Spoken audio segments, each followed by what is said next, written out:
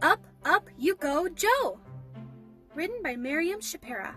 Illustrated by Cenizal. Late one evening, after he had finished composing his freestyle music, Joe felt proud. His music consisted mainly of half notes, quarter notes, and eighth notes. "Time to get ready for bed," his mother called. After a strong, windy night, Joe hopped out of bed, excited to play on his piano. He stared at his music sheet.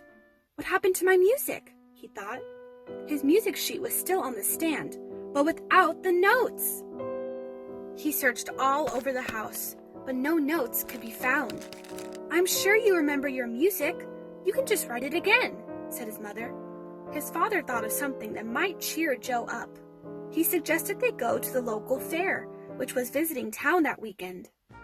At the fair, Joe refused to go on any of the rides. There were many balloons of different colors and shapes. Joe had an idea. "Mom, Dad, can I please buy 10 balloons?" he asked eagerly. "10 balloons?" asked his mother. "Whatever for?" Could my musical notes have flown out through the window and traveled up into space? Joe thought. "Last night, I think my music may have flown out of my room and up into space. I can use those 10 balloons to fly up to space and bring them back," Joe replied hastily. His parents agreed to the plan. That windy evening, standing outside his house, Joe carried 2 parachutes on his back and wore a small saddle bag to place his notes in. After his father handed him the 10 balloons, Joe was swept up higher and higher into the evening sky. He felt excited, but also determined to find every single missing music note. Up he went, higher and higher, into complete darkness. As he held on tightly to the balloons, he heard a strange sound behind him and turned his body around. In front of him was a small, gray alien spaceship with a one-eyed green creature sitting in the middle of it. Joe thought it was strange that this creature should look so different from him. "Hello," said Joe. "Sorry to bother you, but have you seen any musical notes flying around here?" The strange-looking creature remained silent. Then the glass cover over the center of his small spaceship opened, and a half-musical note came out of it. Joe could not believe his eyes. He grabbed the note and put it in his saddlebag. He looked up to thank the alien, but saw that he had already disappeared into dark space. "Amazing," thought Joe.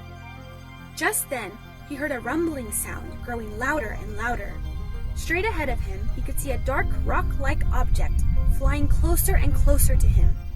Balanced on the asteroid, he saw another one of his lost notes. It was an 8th note. Joe's eyes popped wide open with excitement. He leaned over and grabbed it, just as the asteroid flew past him and then vanished away. Whoosh, whoosh, were the next sounds he heard. Turning, he saw 3 or maybe 4 very bright objects of blue, green, and yellow colors. They looked as if they were dancing around each other. "Shooting stars!" Joe shouted to himself. He headed in their direction. As he got closer, he saw a few more of his notes, one on each of the stars. They were all quarter notes. He could also feel the heat from the shooting stars soaring towards him. He grabbed his notes quickly, being careful not to burn his hand. "Beautiful," he thought. Joe knew all his planets very well, but famous Saturn was the most beautiful of them all. "Wow, those rings look like 100 rainbows around the gas planet," he thought. Still holding his balloons, Joe flew closer to the rainbow rings. He could see they were actually made of rainbow-colored rocks, and there he saw 2 of his notes. These were quarter and 8th notes. He grabbed those also. By now, Joe was feeling tired. He was about to drift off to sleep while still holding his balloons when he heard a loud, thundering vroom. Joe opened his eyes wide and looked around. He could no longer see Saturn, but a white rocket. The rocket soared closer and closer, and a small door on its side opened. Joe could see an astronaut in a white suit smiling and waving at him. The astronaut's large arms stretched out and grabbed Joe's hand and pulled him inside the small rocket. Once inside, Joe let go of his balloons. He watched them drift out of the rocket and become smaller, eventually turning into many dots in space. The rocket door closed behind Joe.